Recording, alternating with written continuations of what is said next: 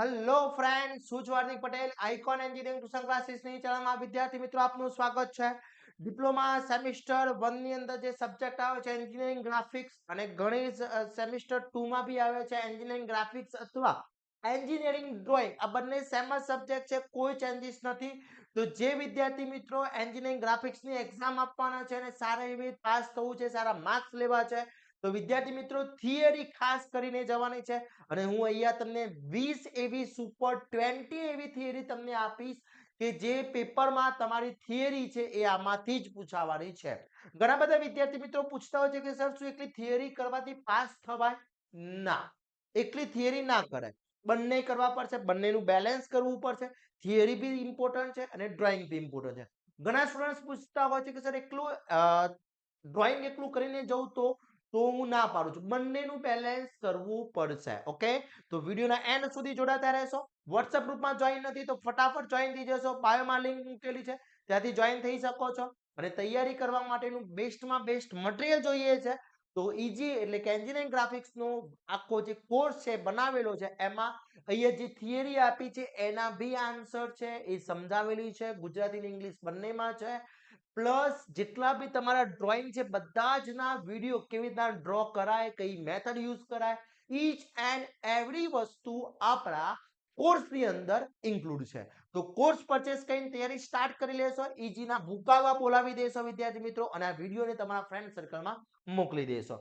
હવે જોઈએ કઈ કઈ તમારે તૈયાર કરવાની છે. તો પહેલી છે explain difference between align and unidirectional system with appear figure. એટલે તમારે બંને જે ડાયરેક્શન આપવાનો, જે બંને જે પદ્ધતિ છે એ બંને સમજાવવાની છે, અથવા તફાવત બી પૂછી શકે છે. આકૃતિ દોરીને સમજાવવાનું છે.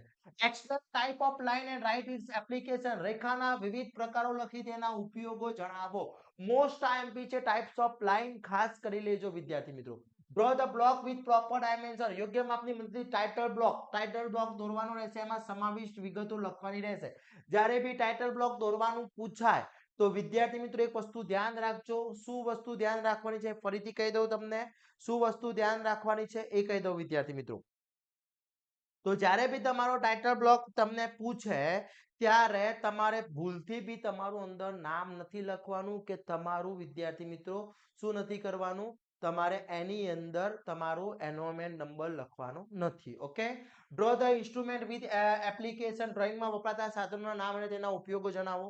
પછી ફ્રેન્ચ કરવાનો ઉપયોગ. ડ્રોઈંગમાં સ્કેલ શા માટે જરૂરી છે? મોસ્ટ આઈએમપી છે. આ બધી જ થિયરી મોસ્ટ આઈએમપી છે. આ બધી જ થિયરીના આન્સર ગુજરાતી અને ઇંગ્લિશ બંનેમાં આપણા કોર્સની અંદર ઇન્ક્લુડ છે, ત્યાંથી તૈયારી કરી લેવાની છે. પછી લેટરિંગના પ્રકાર, જુદા જુદા ટાઈપના લેટરિંગ છે, એના સેટ સ્ક્વેરની જોડી અને ટી સ્ક્વેરની મદદથી કયા કયા એંગલો દોરી શકાય છે, કેટલા કેટલા એંગલ ડ્રો કરી શકો છો, એ તમારે પૂછી શકે છે. પછી ટી સ્ક્વેરનો ઉપયોગ પૂછી શકે છે, આ ધ્યાન રાખજો વિદ્યાર્થી મિત્રો. એના પછી તમને કીધું છે નેક્સ્ટ,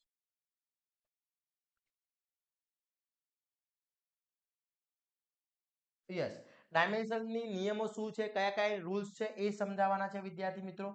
ખાસ કરી લેજો. Okay, very and very most important છે. એના પછી વાત કરવામાં આવે તો ડ્રોઈંગ શીટમાં માર્જરિંગ શા માટે રાખવામાં આવે છે, માર્જરિંગનો કેમ રાખવામાં આવે છે એ પૂછ્યું છે. માર્જરિંગ અને ફોલ્ડિંગ માર્ક સમજાવો, મોસ્ટ આઈએમપી ક્વેશ્ચન છે.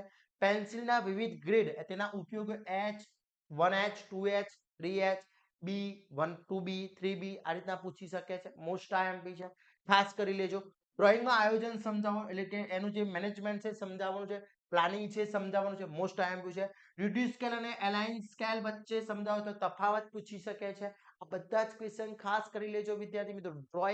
જ્યારે ડ્રોઈંગ તમને ઓપ્શન આપવામાં આવે કે ડ્રોઈંગ દોરવું કે કાં તો થિયરી લખો, તો હું તો એવું કહું છું કે થિયરી લખાય, ટાઈમ બચી શકે. શું બચે? ટાઈમ બચે. ઓકે, પેપર સ્ટાઇલ જોઈએ છે શું આવવાની છે. પછી મોસ્ટ આઈએમપી, પ્રથમ કોણ, દ્વિતીય કોણ, એટલે ફર્સ્ટ એંગલ અને થર્ડ એંગલ મોસ્ટ આઈએમપી પૂછાશે ફાઇનલ.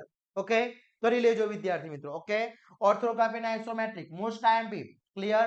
પેન્સિલની લીડના વિવિધ પ્રકાર, ઉત્ક્રમણ વ્યાખ્યાયિત કરો અને ઉપવલય, પેરાવલય, અતિવલયના ઉત્ક્રમણના ઉપયોગો કયા કયા છે, કયા કયા યુઝિસ છે, એ બધી જ વસ્તુ.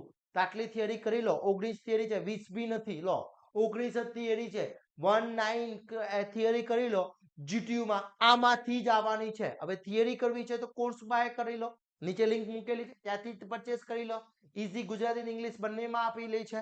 હવે તમારો જે પેપર સ્ટાઇલ છે એની અંદર ક્વેશ્ચન નંબર 1 આવશે, question number A B C ની ઓરમાં C, આ 3 માર્ક્સ નો હશે, આ 4 માર્ક્સ નો હશે અને આ 7 માર્ક્સ નો હશે.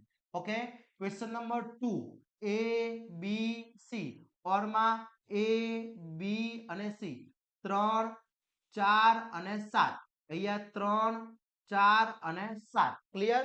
તો હવે આ 3 4 7 ની પેટર્ન છે. હવે આમાં ઘણી બધા વિદ્યાર્થી મિત્રો શું કરતા હોય છે, ક્વેશ્ચન 2 આ લખો તો આ જ લખવાનું, પછી આનો A આનો B અને C એવું નહીં દોરવાનું. ઓકે, પછી ક્વેશ્ચન 3 માં એવું જ છે બેટા, A B C ઓરમાં A B અને C.